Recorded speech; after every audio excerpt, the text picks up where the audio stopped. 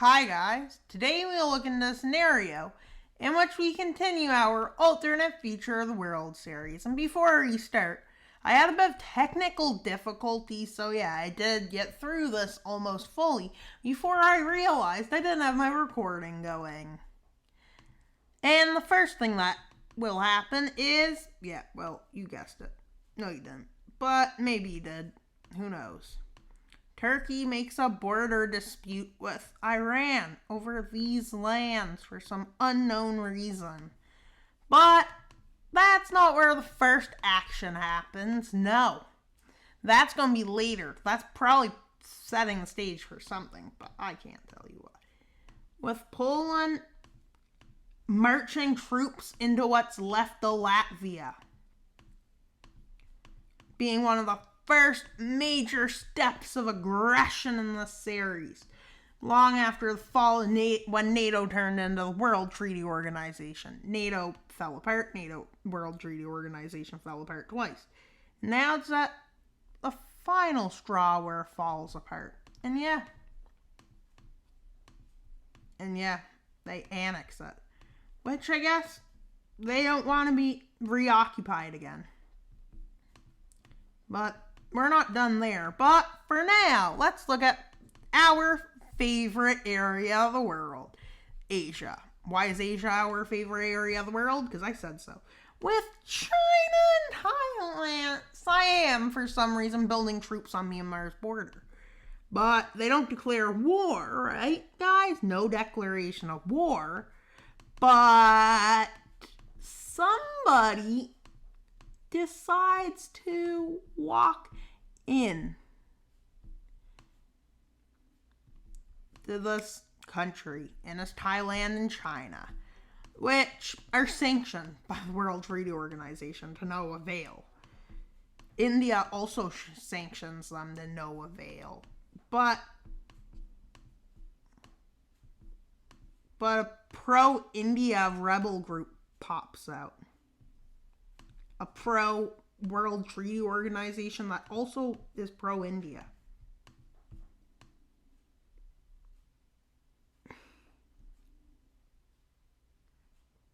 And yeah, basically this is starting to happen. And while they move over to India's border, and while Myanmar is struggling to stay alive at this point, with Thailand pushing in, they become known as the liberal Thailand, basically. Which wants to get independence, but for some reason, China and Thailand continue pushing them back. Until they can no longer push them back. Why? But a lot of people throughout the country have started thinking of these new groups, with them basically saying peace is still an option, but if they continue attacking, peace is no longer an option, which China agrees to a ceasefire. And well, in the peace treaty, a lot of interesting stuff happened. China and Thailand made a puppet. Thailand gained some land. China gained some land. A newly independent nation of Myanmar is formed, which is really weak. Joins World Treaty Organization. And well, Germany probably wishes they were able to join already, as the first Polish war of aggression into Germany happened. And this is a legitimate war with a declaration, with Germany getting pushed back to the 2022 border, which a lot of the people aren't happy about. Well, Poland manages to take Warsaw.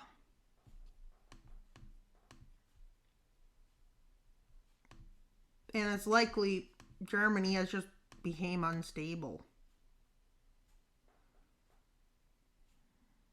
And yeah, Poland moves deep into Germany, with them moving to a peace treaty in which they annex a significant proportion of land. And well, that's what they are now. I just realized something. Armenia is a part of Russia. I guess I won't be getting involved in the war like the thumbnail said. That was an error. Just to let you guys know. But I am going to fix it probably before I put the thumbnail up. Let's go to the New World. What's going on in the New World? Well, I guess nothing. Oh.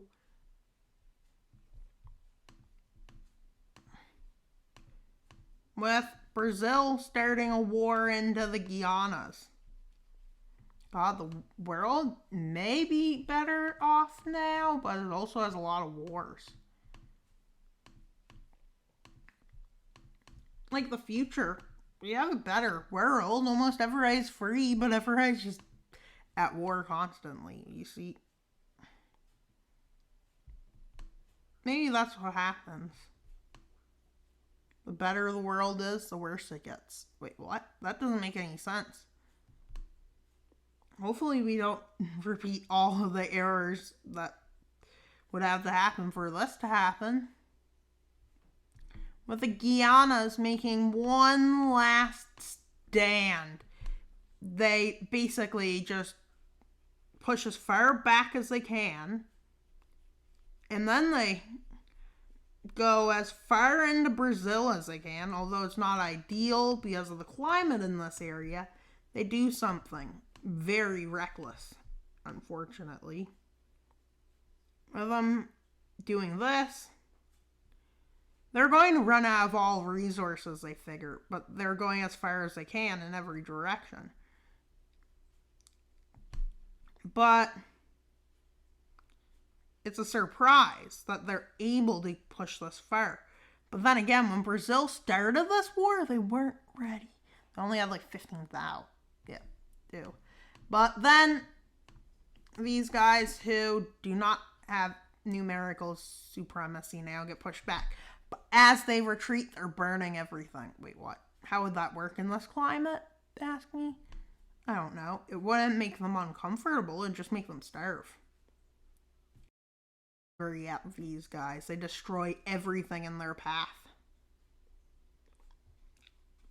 French Guiana and Suriname are basically burnt to the ground by Brazil because what all the destruction they did. Nobody's safe from Brazil at this point. With them deciding they would cede some land to themselves. And by some, guys, I mean, yeah, all. As Brazil is starting to form an empire, much like Poland. But there are relations with Poland going good. For the border dispute, Turkey declares war on Iran, which does not look great for Turkey. Looks bad. And suddenly Armenia declares independence. Wait, what? I tricked you into thinking it was a mistake. And yeah, well, Azerbaijan joins. Quickly after this, the Arabian Union is now friends with Turkey. Wait, what? Maybe saying, with Afghanistan and India declaring war. Quickly after this, more countries join, with the EAF deciding they've had enough and they're ready to expand. With them declaring war on 3 people. Actually, 4. 1, 2, 3, 4, see? And then Chad declares war, it'd be cool. And with the first fighting raging on in Iran. But unfortunately, Iran is prepared. because they've been preparing since the border dispute, harder than Turkey has. Which,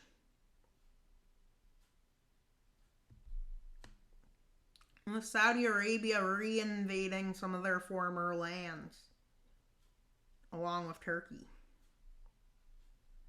Well,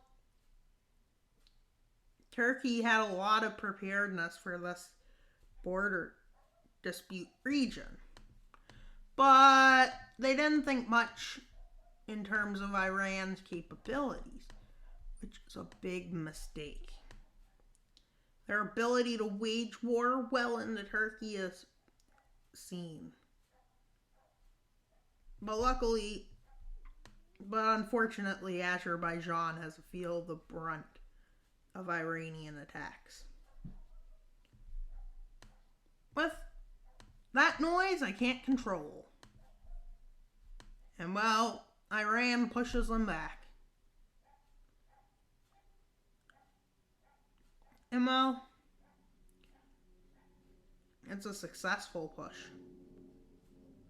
to the point of bringing them back to their border in some regions. But Saudi Arabia and Turkish forces in the south managed to hold on. And now Iran, once again, starts attacking Afghanistan.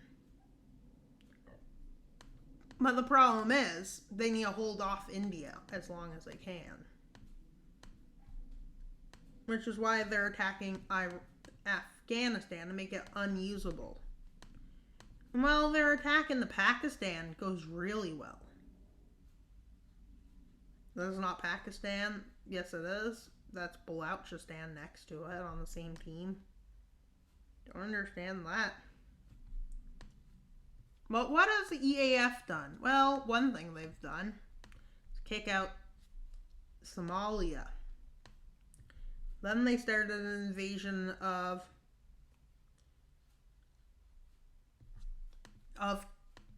the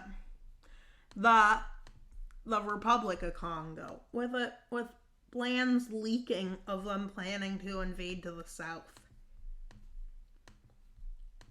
which infuriates these nations into declaring war, along with Chad and Gabon. But unfortunately, this doesn't do much in the favor of the blue team, because, well, the East African Federation has become one of the strongest, despite just having a civil war. You may think that's crazy, with them going really well into Pakistan as they take it out. And well, Balochistan is not in a good place either. As Pakistan falls, soon comes Balochistan, with Iran in trouble, with them having to move troops to hold their border secure. They get kicked back in Afghanistan and in Turkey as they're pushed away from the Black Sea. As Turkey prepares a second invasion of Iran. And while India continues their advance into Iran, into Iranian Balochistan, with the invasion of Sudan happening on multiple fronts, and the invasion of Cameroon beginning as Chad starts to mobilize.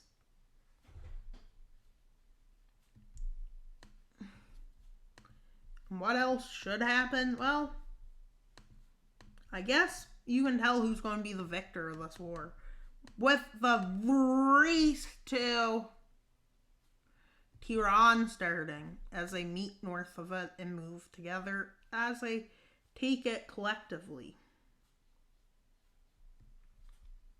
Iran is completely destabilized, but continues this war. And somehow Azerbaijan is freed by air units. Yeah, explain that. Now they move into Armenia and northern Turkey, as now they're stuck. as Africa is now moving their forces into Africa. Egypt sees this war as an opportunity to expand, but for some reason isn't frowned upon in the south, but they continue their two northern operations, with Egypt starting an offensive into the north.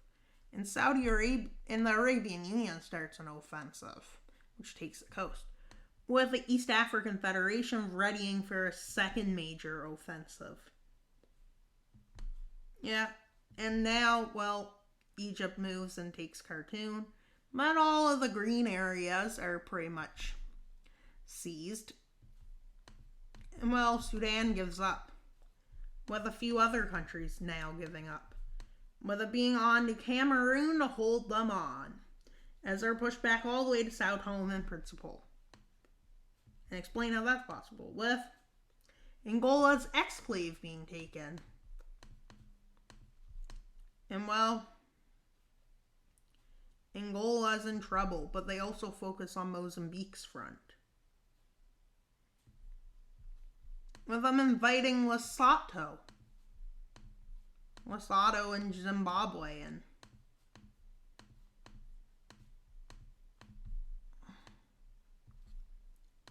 Which leads to the Cape agreeing with one side and, well, these lands agreeing with another. Botswana agrees with them. Lesotho wants more land, and Namibia just stays neutral. And well, this is where we are in this war, just in the South African region, with the offensive by the Cape going well, with Zimbabwe's push going well, with the East African Federation's push going well, with them starting one into Mozambique. And well, an offensive into the Cape begins. And Lesotho and Eswatini is taken out. But this is as good as it gets for Botswana, as they see their best option now is to just peace out, if they can. Which fails a bit miserably their campaigns, with them trying to get out, but then, well, they do, bit of ceasefire. But South Africa just breaks it. That's what they're starting to call themselves again. And well, but this is where Botswana just actually goes on ceasefire, as they stop all fighting, except over small lands to try and kick the invaders out.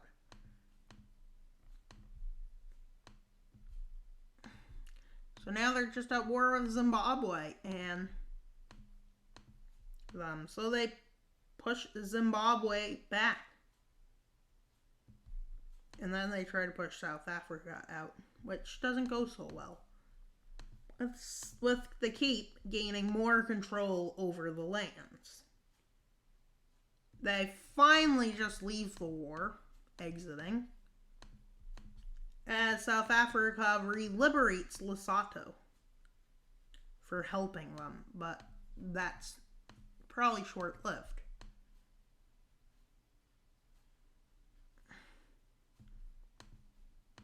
As they are probably ready to put more people on the chopping list, to be honest.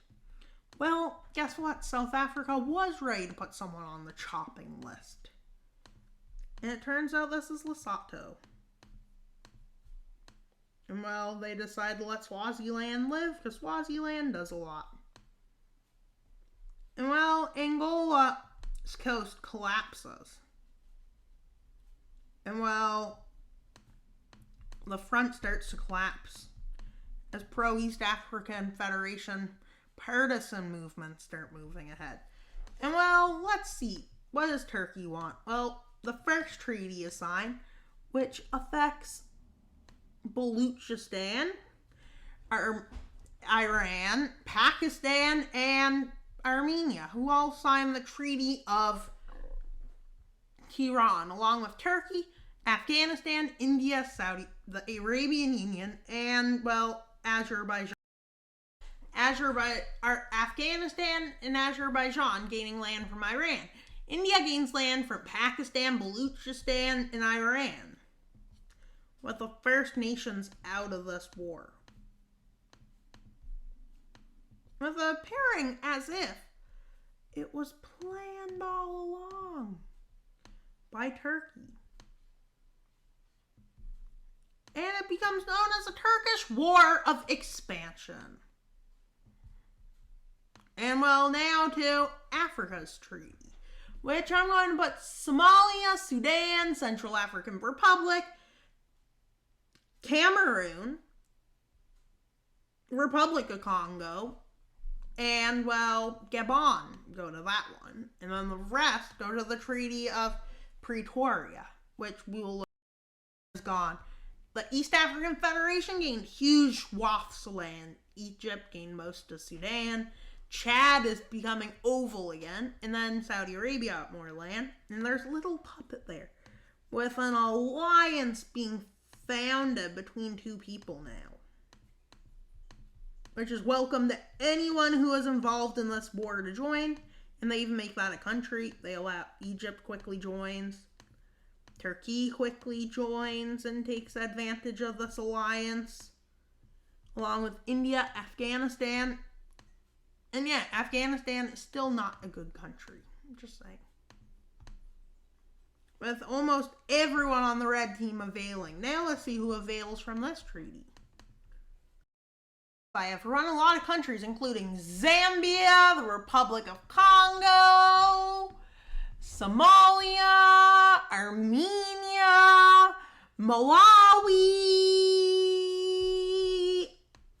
Lesotho, Sudan, Central African Republic, Armenia have all disappeared, including Baluchistan, and you guessed it, guys, it's Pakistan.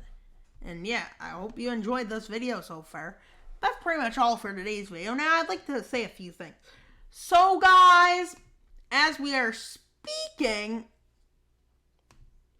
we are doing pretty good in terms of subscribers. 147. That is 53 subscribers away from 200, which is our goal for in 21 days. Are you guys going to be there or be Are you guys going to let me get there, or are you guys going to be unsubscribed? 90% of you viewers aren't even subscribed, so you really need to subscribe. Like, really, I'm serious. Or else the wild map of our universe will come true.